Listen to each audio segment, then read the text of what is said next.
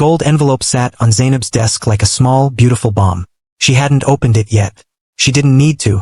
Her name was written on the front in handwriting she had memorized over 7 years. The slight leftward lean of the S, the way the loop on the Z curled back on itself like a question mark. She knew his handwriting better than she knew her own reflection some mornings. Her coworker, Park Ji-young, leaned over from the adjacent desk and whispered, "It came by courier." The guy was wearing a suit, like an actual suit, for a delivery. Zainab picked up the envelope. Her fingers didn't shake. Not yet. She opened it with the precision of someone who had survived things before. Slowly, deliberately, the way you remove a bandage when you've decided not to flinch. Inside was a card printed on cream-colored paper so thick it felt like a statement. Gold embossed lettering. A venue she recognized. A date 3 weeks away. And tucked beneath the formal invitation, a smaller card, handwritten on ivory paper. "You deserve to see what you helped build." The shaking started then. Not her hands. Her chest. Something behind her sternum cracking open very quietly. The way ice splits in spring, slow, then all at once. She pressed her lips together. Set the card face down on her desk. Turned back to her computer screen where a logistics manifest waited for her attention. Columns of numbers and shipping codes, container weights and customs declarations. She stared at it for 43 seconds without reading a single word. Then she stood, walked to the bathroom at the end of the hallway, stood at the sink with the water running cold over her wrists, and looked at herself in the mirror. "Okay," she said to her reflection, quietly, the way you say it when nothing is okay and you're deciding to keep moving anyway. She had become very good at that. 7 years earlier, Zainab Adeyemi had arrived in Seoul in September with 2 large suitcases, a scholarship that covered half her tuition, a phone full of her mother's voice messages reminding her to eat properly, and an absolute certainty that she was exactly where she was supposed to be. She was 22. She spoke Korean with a precision that made native speakers blink and then compliment her, which she never quite knew how to receive gracefully. She had studied the language for 4 years before arriving, had listened to recordings while doing dishes, had whispered grammar conjugations to herself on the bus home from her part-time job in Lagos. Korean was a language she had earned, syllable by syllable, and she wore it like something she'd built with her own hands. She met Lee Sung-min in the university library on a Thursday evening in October. He was sitting across from her at a long communal table, surrounded by what appeared to be every economics textbook ever published. His hair unwashed, his jacket borrowed from someone 2 sizes larger. He was muttering calculations under his breath and occasionally pressing the heels of his hands against his eyes the way people do when they are genuinely afraid of failing. She noticed him because he knocked her pen off the table and then apologized 4 times in rapid succession, each apology slightly more elaborate than the last, until she laughed. Actually laughed, startled out of her focus, and told him once was enough. "I'm having a catastrophic week," he said, which was not the standard response to a dropped pen, and she found herself intrigued despite herself. "What kind of catastrophic?" she asked.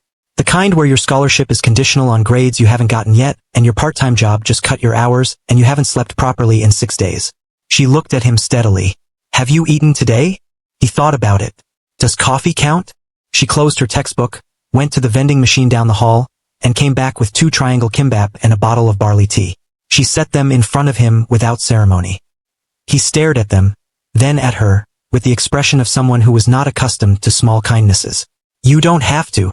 You can't think when you're hungry," she said simply, and opened her textbook again. That was how it started. Not with drama. Not with lightning. With kimbap and barley tea and a boy who looked like he needed someone to believe the world was manageable. She found over the following weeks that she liked him. Genuinely liked him. His quick mind, his hunger to build something from nothing, his particular brand of ambition that was less arrogance and more desperation, which she understood because she carried her own version of it. He was the son of a factory worker from Daejeon who had told his family he would make them proud, and every decision he made was shadowed by the weight of that promise. They became study partners, then friends, then something warmer and more complicated that neither of them named directly for several months, until one evening in February when he walked her home through the first snow of the season and held her hand without asking. And she let him, and neither of them mentioned it, and somehow that was enough. She loved him the way she did most things she chose. Completely, without performing it for anyone else's benefit. She called him when she was worried about her thesis. He called her when he was overwhelmed. She learned his coffee order, his silences, the specific quality of his voice when he was scared but trying not to show it. He told her once, very quietly, that she was the only person who made Seoul feel less enormous. She kept that sentence in a private corner of herself for years. The sacrifices happen gradually, which is how they always happen. Small enough that each one seems reasonable, cumulative enough that you eventually look back and find you have given away significant portions of yourself. In her second year, she was offered a scholarship extension that required relocating to a partner university in Germany for 18 months. Full funding, better research facilities, an advisor who had written 3 of the books on her reading list. Her department head told her it was a rare opportunity. She thought about it for 2 weeks. She turned it down. She told her department head it was for academic reasons. She wanted continuity in her research trajectory. She told her mother it was a strategic decision. She told Sung-min she had decided to stay because she preferred Seoul. She did not say, "I turned it down because he had just launched his first startup with borrowed money and a borrowed desk at a shared workspace, and he needed someone who understood why it mattered, and I could not imagine him navigating that season alone." She did not say, "I chose him." She had believed, with the uncomplicated certainty of someone deeply in love, that he would eventually understand the magnitude of what she had offered, even if she never articulated it. That was the nature of loyalty as she understood it. You did not announce your sacrifice. You simply stayed. In his third year, when the startup was burning through money faster than it was making any, when he was 3 months behind on rent and too proud to call his parents, she quietly transferred 40% of her monthly stipend into his account for 5 months. Not a loan. Not formally. Just money that appeared when he needed it, categorized in her own mind as something between love and investment. He accepted it. He said thank you each time. He never asked her to stop. Later, looking back, she would wonder about that. About someone who accepts and accepts and accepts without once asking whether you can afford to keep giving. But that was later. In the middle of it, she simply loved him. The first red flag she consciously registered arrived in his 4th year, after the startup pivoted and began gaining traction, and suddenly there were investors and dinners and events populated by people who wore watches that cost more than her annual scholarship. He bought a new jacket, then new shoes. He started getting his hair cut at a salon instead of the barbershop near campus. These were natural evolutions, she told herself. He was building something. He needed to look the part.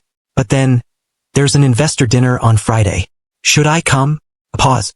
Not long enough to be obviously significant. Just a beat too long. It's going to be pretty corporate. Probably boring for you. I don't mind boring. Next time, he said, and moved on before she could respond. She attended the next one by herself, sitting in their apartment making rice and watching a documentary about coastal erosion. And she told herself it was fine. It was one dinner. It didn't mean anything. Then it was 2 dinners. Then a company retreat. Then an industry conference she learned about afterward from his Instagram posts. Photographs of him smiling in hotel lobbies and rooftop bars with colleagues whose names she didn't recognize. All of them polished and confident and occupying a social world that had apparently grown up around him without her noticing she wasn't in it. "You wouldn't fit in," he said once when she asked directly. Not cruelly. Almost gently. As if he was protecting her from an uncomfortable truth. She thought about that phrase for days afterward. She was a graduate student fluent in Korean, writing a dissertation on cross-border logistics systems, capable of holding detailed conversations about trade economics and supply chain vulnerabilities. She was warm and perceptive and funny when she was comfortable and commanding when she needed to be. She had navigated an entirely foreign city in an entirely foreign language and built a life in it from scratch. What, precisely, would she not fit into? She asked herself that question but filed the answer somewhere inaccessible because the alternative, examining what he actually meant, was too structurally expensive to consider. Han So-ra entered the picture around this same time. She had always been peripherally present, a friend from Sung-min's expanded social circle, an influencer with a following built on carefully curated aesthetics. Apartment tours with natural light, Korean skincare routines, travel content from places that looked like they existed primarily to be photographed. Zainab had met her several times at group gatherings and found her pleasant enough in the specific way of people who are skilled at performing warmth without necessarily feeling it. So-ra began appearing more frequently. In his stories. In the background of his posts. In conversations about his work where her name surfaced with increasing naturalness. As if she had been quietly moving furniture while Zainab wasn't watching. "She's good at networking," Sung-min explained. "She knows everyone." "How nice for her," Zainab said, and meant it to sound neutral, and wasn't sure if it did. So-ra invited herself into Zainab's life too. DMs, coffee invitations, the occasional thoughtful gift dropped off at her office, which Zainab received with the slight unease you feel when someone is being kind to you in ways that don't quite match their apparent motivation. But she ignored that unease. She had been taught that suspicion was uncharitable. She believed in giving people the benefit of every doubt until the evidence became impossible to dispute. The evidence arrived on a Tuesday in March. She had finished her thesis consultation early. She stopped at the cafe near campus. Their cafe, the one where they had studied together so many times the staff knew their orders. Planning to surprise him. She saw them through the window before she opened the door. Sungmin and Soare at the corner table, his hand covering hers on the tabletop. Not the brief contact of friends, but the settled, unself-conscious contact of people who have been touching each other long enough to stop noticing they're doing it. Soare saying something, him leaning in. Zainab stood on the pavement outside the cafe for a long moment. A bus passed. Someone excused themselves around her. She watched through the glass as Soare laughed at something he said, and Sungmin looked at her in the way he used to look at Zainab when she said something that delighted him, and the bottom of Zainab's stomach simply dropped away. She went inside because she had decided before she knew she'd decided that she would not stand on the street processing this in public. They saw her immediately. Soare's expression rearranged itself. Sungmin's hand moved, but not fast enough to matter. Zainab, he said. She sat down across from them. She did not trust herself to stand. She kept her voice very even. Is there something you want to tell me? He looked at the table, then at her. And what destroyed her, truly definitively destroyed her, was not guilt in his eyes. It was relief, as if some long-deferred conversation had finally been initiated by someone other than him. It just happened, he said. 7 years. 5 months of rent money. A scholarship in Germany she never took. Nights she had sat beside him on the floor of his apartment building spreadsheets at midnight and told him he was going to be extraordinary. A future she had been constructing in her mind, quietly, consistently, with the steadiness of someone who believed that love was also a form of architecture. It just happened. She looked at Soare, who was examining her manicure with the focused attention of someone who has decided that the current moment does not require her direct participation. Zainab stood. She straightened her bag on her shoulder. She said, with a composure that cost her more than she would ever account for, "Thank you for telling me." And then she walked out and kept walking, and did not stop until she was in her apartment with the door locked and her back against it. And even then, she did not fully fall apart. She sat on the floor and breathed, the way she had learned to breathe through hard things, counting the exhales, not because she was calm but because she had decided, somewhere deep in her structure, that she would survive this, and survival requires maintenance of basic functions. She cried eventually. Of course she did. But quietly and efficiently and with the door locked. The engagement announcement arrived 4 months later via Instagram. A photograph. Sungmin and Soare in what appeared to be a private rooftop garden. The Seoul skyline behind them, their hands raised and interlinked to display matching rings that caught the light with the particular deliberateness of objects purchased specifically to be photographed. The caption read, "Found the one who matches my future." The post accumulated 11,000 likes within 6 hours. Zainab learned about it the way she had apparently been learning about Sungmin's life for some time. Indirectly, at a remove, from a screenshot sent to her by a mutual friend with no accompanying text, which was its own form of communication. She did not comment. She did not unfollow. She simply set her phone down and went to make tea, and stood in her small kitchen watching the kettle heat and thought about the particular mathematics of being erased. The way it happens not all at once but in increments, each one small enough to seem incidental until you look up and find you have been edited entirely out of a narrative you thought you were central to. The comments under the post were their own archaeology. Most were congratulatory. But nested within them, between the heart emojis and the excited exclamation points, were comments from people adjacent to both their social circles. Small, targeted observations that weren't quite cruelty, weren't quite kindness, but lived precisely in the space between, where the only people who understood them were the people they were designed to reach.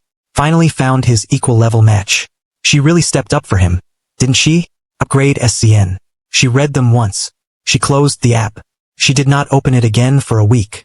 The wedding invitation arrived at her office 3 weeks after the engagement announcement. Gold envelope. Courier in a suit. Her name in his handwriting. VIP seating assignment. And the small ivory card tucked inside. "You deserve to see what you helped build." Ji-young, at the adjacent desk, had watched her face while she read it. "Who's getting married?" she asked. "Someone I used to know," Zainab said, and set the envelope in her drawer and didn't speak of it again for 2 days. She sat alone in her apartment that night and did something she hadn't done in a long time. She took out the notebook she used for her dissertation research and, on a blank page at the back, she wrote down everything she remembered giving. Not dramatically, not as an accusation, just as an accounting.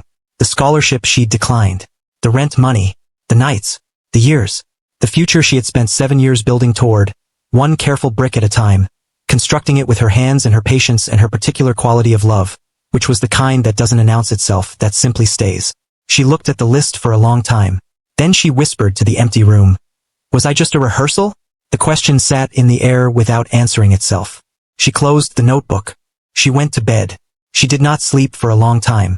3 months before the wedding invitation arrived, on a Wednesday morning in the second week of November, Zainab had been working in the warehouse annex of the logistics company where she held her part-time administrative position. The work was unglamorous: manifest reconciliation, customs documentation, cross-referencing container weights against shipping declarations, but it was precise and she was good at precise things. She had gone to retrieve a physical file from the back storage area when she heard voices from around the corner of a row of shelving units. Two men, speaking Russian, rapid, low, not intending to be overheard.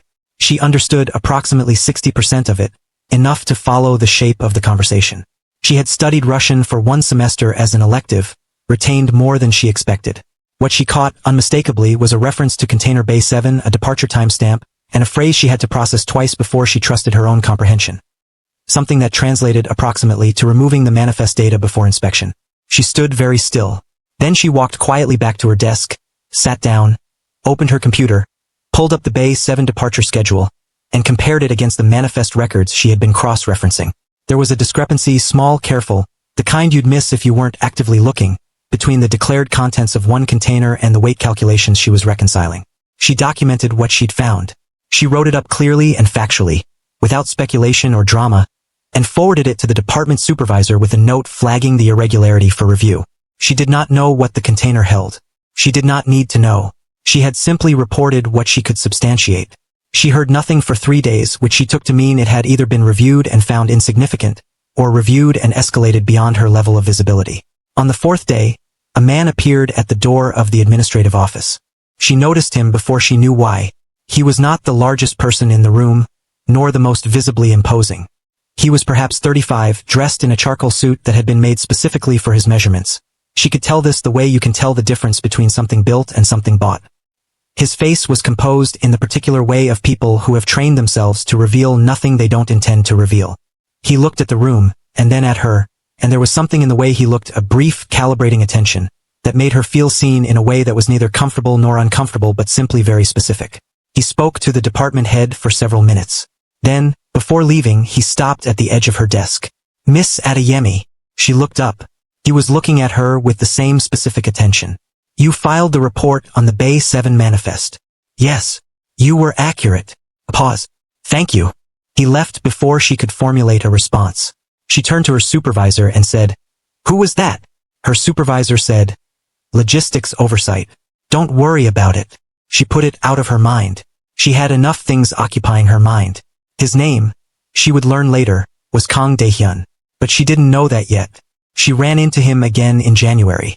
She was leaving the logistics office early, having finished her work ahead of schedule. She often did this, since organizing other people's chaos had the secondary benefit of compressing her own timeline. It was a gray afternoon, cold without being dramatically cold, the kind of Seoul winter day that is simply relentless in its flatness. She was walking toward the subway station with her bag over one shoulder and her dissertation notes in her hand, reading while she walked, which was a habit everyone told her was a liability and she had never once managed to break. She walked directly into someone. The notes scattered. She grabbed for them automatically, already apologizing in Korean. "죄송합니다. 정말 죄송합니다." And then looked up. It was him, the man from the warehouse office. He was holding 2 pages of her scattered dissertation, looking at them with the mild interest of someone who reads whatever is in front of them. "Cross-border logistics optimization in Northeast Asian trade corridors," he said, reading the title of her chapter aloud. He looked up. "Graduate thesis?" "Yes," she said, extending her hand for the pages. He gave them back without drawing it out. He said, "You're thinner than you were in November." She blinked. "I beg your pardon? You were at the logistics office in November. You filed a report on Container Bay 7. He said it simply, without apology for having noticed. "You're thinner now. You look like someone who has been not eating in the specific way of someone who is unhappy." She stared at him. Nobody had ever said anything quite like that to her, delivered with such complete lack of performance. It was not a compliment. It was not exactly intrusive. It was simply the observation of someone who looked at things directly and reported what they saw. "I'm fine," she said. "I didn't say you weren't fine," he replied. She gathered the last of her notes. She said, stiffly, "Thank you for stopping. You look like someone who was loyal to the wrong person," he said, and there was no cruelty in it, just observation. The kind of observation that lands harder than cruelty because it isn't trying to wound you. She felt something close to tears rise suddenly, unexpectedly, like a tide she hadn't known was coming. She controlled it. She was very practiced at controlling it. I should go, she said. Of course, he said and stepped aside. She walked to the subway, and on the train she stared at the window across from her and thought about the way he had said it, loyal to the wrong person, as if he knew something about her he had no business knowing, and the worst part was how precisely right he was. He appeared a third time, which she later thought she should have understood as a pattern, but patterns are easier to see in retrospect. This time it was deliberate. He came to the logistics office on a day she was scheduled to work, asked the department head if he could speak with Miss Adeyemi, and waited in the small conference room with a cup of tea he'd accepted from the receptionist and then apparently forgotten to drink. She sat across from him with the slight tension of someone who isn't sure what category of conversation this is. The report you filed in November, he said. The information you identified allowed us to intercept a smuggling network that had been operating for 8 months. No one else in that department caught it. You caught it because you were doing your job precisely and you understand Russian. I only understand it partially, she said. Enough, he replied. I want to offer you a proper position. Senior compliance analyst. Significantly better compensation. She looked at him. Why are you offering me this personally? Because the people who do careful work in invisible positions deserve to be noticed, he said. And because I have learned to identify people worth keeping. There was a silence in which she assessed him, which she did carefully, because she had recently experienced the consequences of not assessing people carefully enough. I'll consider it, she said. That's all I'm asking, he said. She told Ji-young about it afterward, and Ji-young went very quiet in the way of someone processing information at a rate faster than they're showing. Kang Dehyan offered you a job, Ji-young said. Yes. Do you know him? Zainab. Ji-young turned to face her fully. Do you know who Kang Dehyan is? Do you actually know? He said he works in logistics oversight. Ji-young stopped. She lowered her voice. He owns 15 logistics companies across 4 countries. He has connections to port authorities in Seoul, Busan, Incheon, and apparently 2 ports in Shanghai. People in this industry speak his name quietly. There are rumors. She paused again. There are things people say about how he maintains his business interests, about the people who work for him in unofficial capacities, about what happens to contracts when he decides someone is no longer worth protecting. Zainab was quiet. He's not just a logistics executive, Ji-young said simply. What is he? Ji-young looked at her. The kind of man who doesn't have enemies twice. She went to him. Not immediately. She thought about it for 2 days, which was exactly long enough to determine that she was going because she wanted an honest answer, not because she had decided anything. She went to the address on the business card he'd given her, which was a building in Gangnam that had the deliberately understated exterior of something that doesn't need to advertise. He met her in a conference room that was mostly glass overlooking the city. He seemed unsurprised that she had come. People tell me things about you, she said, sitting down without preamble. I imagine they do. Are they true? He considered the question with the same unhurried quality she was beginning to identify as his baseline mode of operation. Depends on what they told you. That you're not just in logistics. That you have influence beyond what you publicly claim. That you have connections that are not entirely legitimate. I run legitimate businesses, he said. I also have relationships with people across industries who operate in spaces I don't always sanction publicly. I protect certain interests. I have certain reach. He met her eyes directly. I didn't lie to you. I am in logistics. I simply did not give you the full scope. And the other things? Pause. I protect what is mine. The methods are occasionally unorthodox.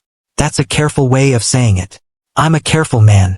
She looked at him across the table. Why are you telling me this instead of denying it? Because you came here for an honest answer, he said. And you have earned honesty from people around you and not received it. I'm not going to do that to you. She sat with that. Then, why do you care what I've earned? Because I've been watching you do careful, excellent work in a company where no one was paying attention. Because you reported a criminal operation at professional risk to yourself with no guarantee of acknowledgement. Because you look like someone who has been giving the best of themselves to people who weren't measuring the cost. He paused. And because I have been in rooms with many powerful people and very few of them are genuinely good. You are genuinely good. That is rare.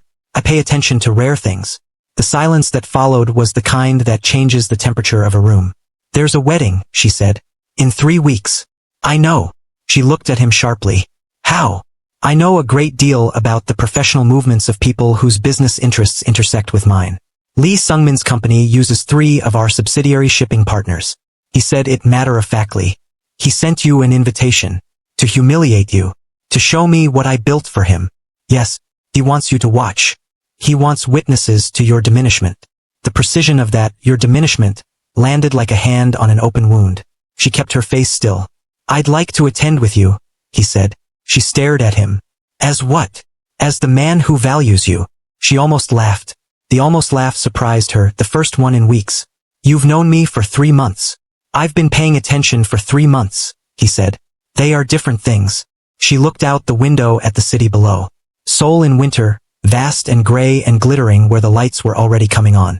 She thought about the gold envelope sitting in her desk drawer. She thought about the ivory card with its handwritten cruelty dressed as sentiment. She thought about the word rehearsal, which she had whispered to herself in her empty apartment and which had not stopped being true just because she'd stopped saying it. He's going to make a speech, she said. I was told by someone who knows someone. He's going to mention stepping stones, the people who helped get him here. He wants me in the audience for it. Dehyan said nothing. He simply waited. I'm not hiding, she said. Came out very steady. I know, he said. I don't want revenge. I know that too. Then what is this? He said. This is you deciding not to be invisible. I'm simply offering to stand next to you while you decide it. She looked at him for a long time. The city went on behind him, enormous and indifferent and full of people making choices. All right, she said. She told no one except Ji-young, who said, oh my God, and then what are you going to wear, and then oh my God again in that order. The 3 weeks between her decision and the wedding were the strangest of her life. Simultaneously very slow and entirely too fast. She went to her dissertation supervisor's office and submitted 3 chapters for review. She ate regularly, which required conscious effort. She slept, mostly. She did not open Instagram. She sat with the discomfort of knowing she was walking toward something instead of away from it, and she let herself feel the difference between those 2 directions. She called her mother once, not to explain everything, but to hear her voice. Her mother said, you sound different. And Zainab said, I'm okay, Mama. And her mother said, that's not the same as sounding different, which was exactly the kind of precision she'd inherited. On the morning of the wedding, she stood in her apartment in the dress she'd chosen. Not flashy, not performative, just red in the particular way of something that knows what it is, and looked at herself in the mirror for a long time. She was not doing this for him. She was not doing this for Dehyan. She was doing this because she had spent 7 years shrinking herself in careful increments and she was finished. She had already paid for this room. She had a right to be in it. The car arrived at her building at 2 in the afternoon. It was the kind of car that has the paradoxical quality of being understated and absolutely impossible to ignore simultaneously. Very clean, very black, driven with the quietness of something that doesn't need to make noise to communicate what it is. Dehyan was already inside. He looked at her when she got in and said, simply, you look like someone who has made a decision. I have, she said. Good, he said. They drove across the city in the companionable silence of 2 people who don't require noise to feel comfortable. At one point she said, I'm not nervous. I know, he said. I should probably be nervous. Why? She thought about it. Because I don't do things like this. Like what? Go to places where you belong. She looked out the window. You were invited, he said. You have as much right to that room as anyone. He invited me to shame me. He invited you, Dehyan said. What happens after that is up to you. The venue was in Mapogu, a converted heritage building with the kind of grounds that are designed to say this event is the most important thing happening today. It was already populated by well-dressed people when their car turned into the drive. Guests on the steps. Valets moving with purpose. Flowers arranged into opinions. The car stopped. Outside, she could see people registering them. The vehicle, the presence, the specific quality of attention that accompanies anyone arriving in Dehyan's proximity. She noticed it through the window. A subtle reorientation of the crowd's attention. The way a compass needle swings toward north. He stepped out first. Then he turned and opened the door for her. She stepped out in red. Not dramatic. Not performing. Simply present, which was all she had decided she needed to be. He offered his arm. She took it. The walk from the car to the entrance was approximately 40 feet and felt like a decision being made in real time, every step of it. She was aware of the whispers as a texture rather than specific words. A hum of recognition and recalibration passing through the crowd like a current. She heard someone say Dehyan's name in a tone that communicated both acknowledgement and instinctive wariness. She saw a man near the entrance glance at him and then straighten almost imperceptibly. The way people straighten in the presence of something they respect because they have assessed its capacity. She kept her eyes forward. The venue coordinator met them at the door. His expression did the complicated thing of being simultaneously welcoming and processing something unexpected. He checked the guest list, found her name in the VIP section, and guided them in without a word that would have made the situation more awkward than it already was. They entered. The interior was exactly what the exterior had promised. High ceilings, elaborate florals, the warm noise of 500 people gathered to witness someone else's happiness. Round tables with gold settings. A stage at the front where the wedding party would be arranged. And at the far end of the room, visible from the entrance, the head table, where Sung-min stood with his back to them, talking to a cluster of men in suits. Someone near the door saw Dehyan and touched the arm of the person next to them. That person looked, then tapped another shoulder. The whisper moved through the room like a stone dropped in still water, in expanding rings. Sung-min turned. She watched his face from 30 feet away, watched it perform the sequence of recognition, disbelief, recalculation, and felt something she hadn't expected. Pity. Not contempt, not satisfaction. Actual pity for the smallness of what he had constructed. The fragility of an empire built partly on someone else's labor and entirely on someone else's faith. Soare, standing beside him in a white dress that had clearly been constructed to photograph magnificently, saw Zainab and then immediately saw Dehyan, and her expression cycled through something more interesting, a rapid, involuntary recognition of a power differential she had not planned for. Sung-min's father, a compact, silver-haired man she recognized from photographs, turned and saw Dehyan, and the change in his face was immediate and total. Not just recognition, something closer to awe or fear, or the specific combination of both that comes from understanding precisely who you are in the presence of. Dehyan guided her to their table with the unhurried certainty of someone who goes where he intends to go. They sat. A server appeared with water and disappeared again. Dehyan said nothing. He simply sat beside her in the patient manner of someone who has time and intends to use it on his own terms. The wedding ceremony proceeded. She watched it with the dissociated clarity of someone who is present in their body but has made peace with the content of the moment.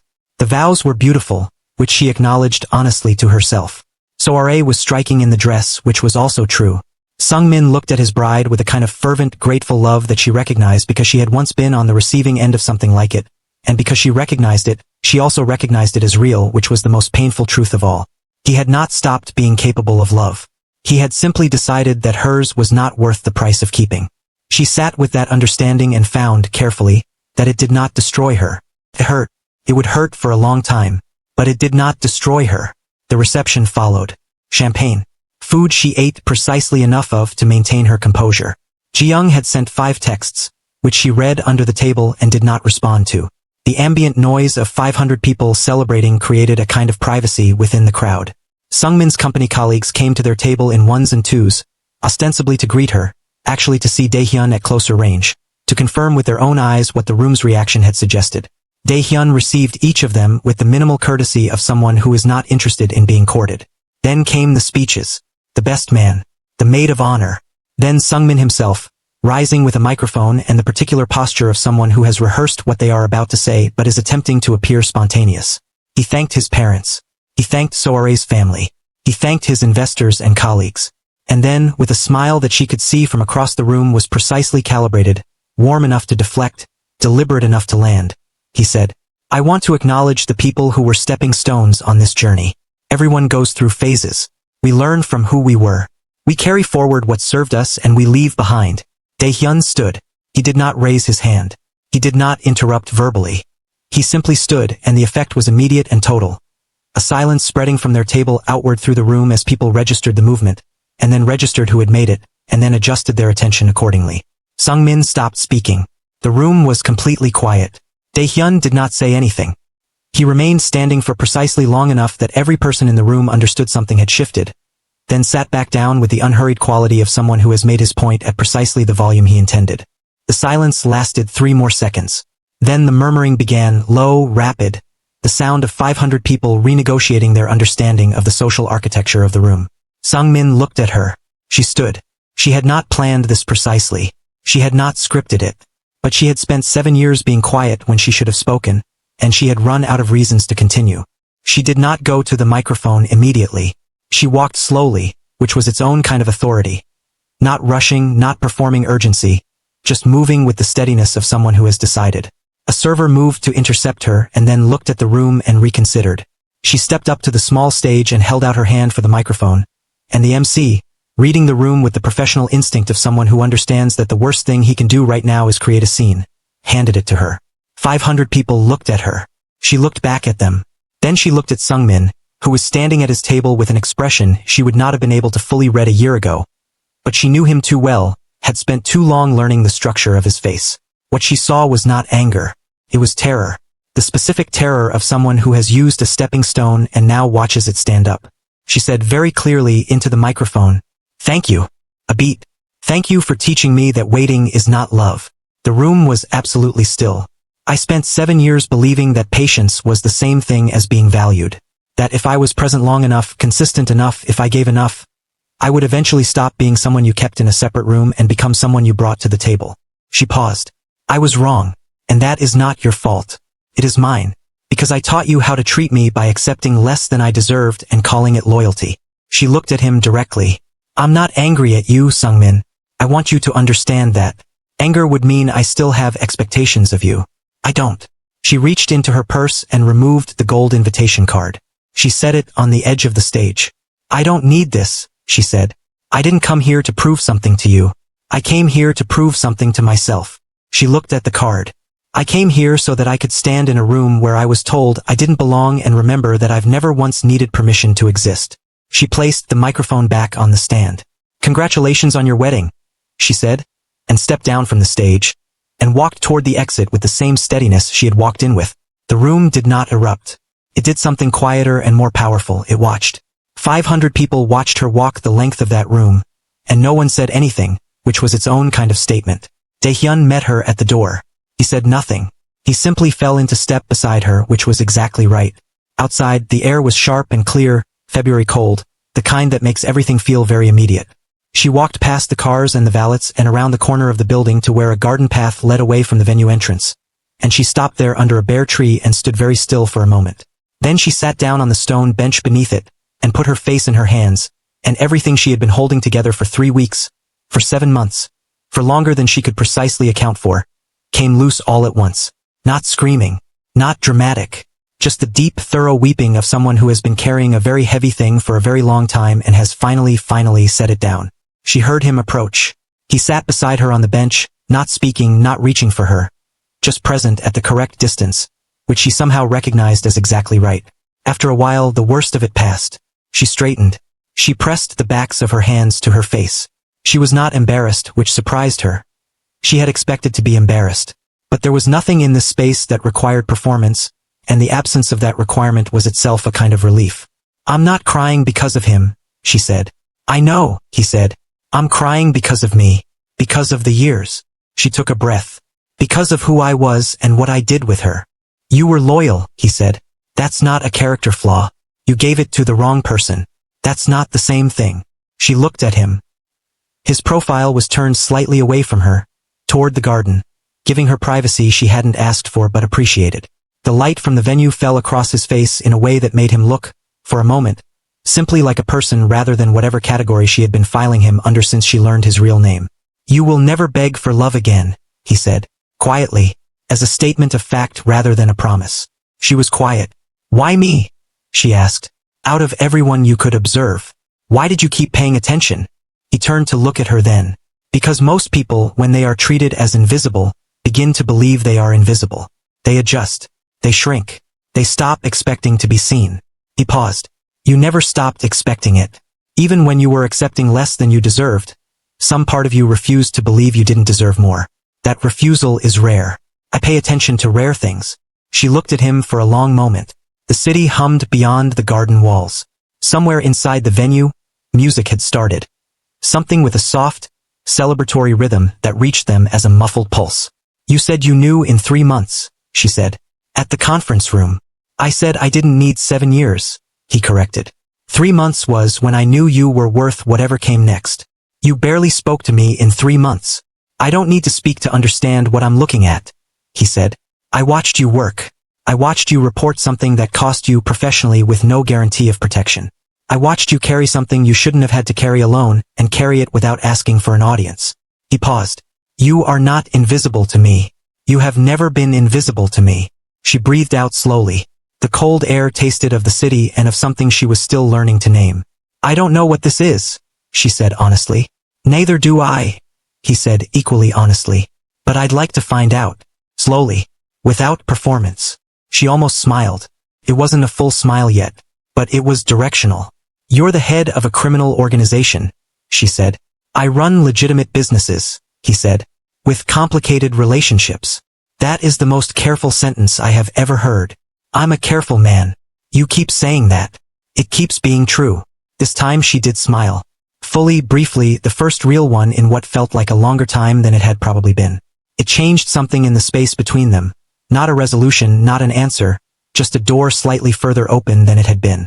The following week, Lee Sungmin's company lost a major logistics contract. A significant one, the kind of contract whose loss requires a public filing, a restructuring announcement, a carefully worded statement about operational pivots and strategic realignment. Industry observers noted that the contract in question had been with a consortium of shipping partners across 3 of Seoul's primary port routes. The consortium cited unspecified concerns about long-term partnership viability. Zainab heard about it from Ji-young, who had heard about it from 3 separate people in the industry, who had each heard about it from people who seemed to know more than they were saying. She brought it up the next time she saw Dehyan, which was on a Thursday evening on a rooftop in Yongsan where he had taken her for what he described as coffee and she recognized as a gesture that was trying to be more than one thing without overstating itself. "Sungmin's company lost a major contract," she said. "I heard," he said. "Did you?" "I didn't destroy him," Dehyan said. He was looking at the city below, a vast lit scatter of life stretching toward the mountains. His company had been using subsidiary partners of mine for 18 months under a preferential rate structure that was extended as part of broader relationship management. When I reviewed the arrangement, I determined it no longer served our interests. She looked at him. "I simply stopped protecting him," he said. "The market did the rest." She sat with that for a moment. The city lay below them, enormous and complicated and full of arrangements she would never fully see the shape of. Contracts and relationships and the invisible architecture of power operating through layers she was only beginning to understand. "That's a very specific distinction," she said. "Yes," he agreed. "Do you think it's an important one?" He considered. "I think that what happens to people who make poor decisions is usually the natural consequence of the decisions themselves. I simply chose not to cushion it." She looked at him. He was watching the city with the particular stillness of someone who has made peace with what they are. "I don't know how to feel about that," she said honestly. "That's fair," he said. "I'm not asking you to feel a particular way. I'm telling you the truth and letting you assess it." "You keep doing that," she said. "Telling me the truth and letting me assess it. It seems to be what you need," he said. "People have told you what to feel for a long time. I don't intend to." The night was cold and bright and the city went on in every direction as far as she could see. She thought about 7 years. About the scholarship in Germany she had never taken. About the money and the nights and the faith she had invested in a person who had not been investing equivalently. About walking into a wedding in red and standing at a microphone and saying the things she had needed to say not for anyone's benefit but her own. About sitting on a bench under a bare tree and crying the kind of tears that come when something is genuinely over, which is different from the tears that come when you're still hoping. She thought about this man beside her, complicated and careful and watching the city with the quiet attention of someone who sees things other people miss. "I'm not ready for anything," she said. "I want you to know that." "I know," he said. 7 years is a long time to misplace yourself. "I need to find." She stopped. "Try it again. I need to figure out who I am when I'm not waiting for someone." "That seems correct," he said. "And you're all right with that?" "With slow." He turned and looked at her directly. "Zainab, I've been paying attention for 3 months. I can wait." "That's different from what I was doing," she said quickly, precisely. "Yes," he said, "because you'll know I'm here. And I know you're worth it." A pause. "Those are different variables entirely." She looked at him for a long time. The city glittered below them, patient and relentless and full of the ongoing business of people becoming who they intended to be. "All right," she said, for the second time, to him. He turned back to the city and she did the same, and they sat in the particular silence of 2 people who have understood something without needing to announce it. A silence that is not empty but full of the specific potential of things that are not yet but might become. The lights of Seoul spread out in every direction. The mountains beyond the city held the dark the way they always had and would continue to, enormous and steady and indifferent to the small enormous things happening in the space between people. She breathed in the cold air. She felt very precisely not happy. Happiness was too thin a word for it. She felt like someone who had been walking a very long distance in the wrong direction and had finally turned around, who had not yet arrived anywhere, but who was, for the first time in a long time, facing the right way. That was enough. That was, for now, entirely enough. If this story reached something in you, If you stayed until this moment, you already know why it matters. Hit like. Leave a comment telling us. When did you realize Zainab was always the most powerful person in the room? And if you haven't subscribed yet, do it now, because the next story is already waiting, and you don't want to miss what comes next.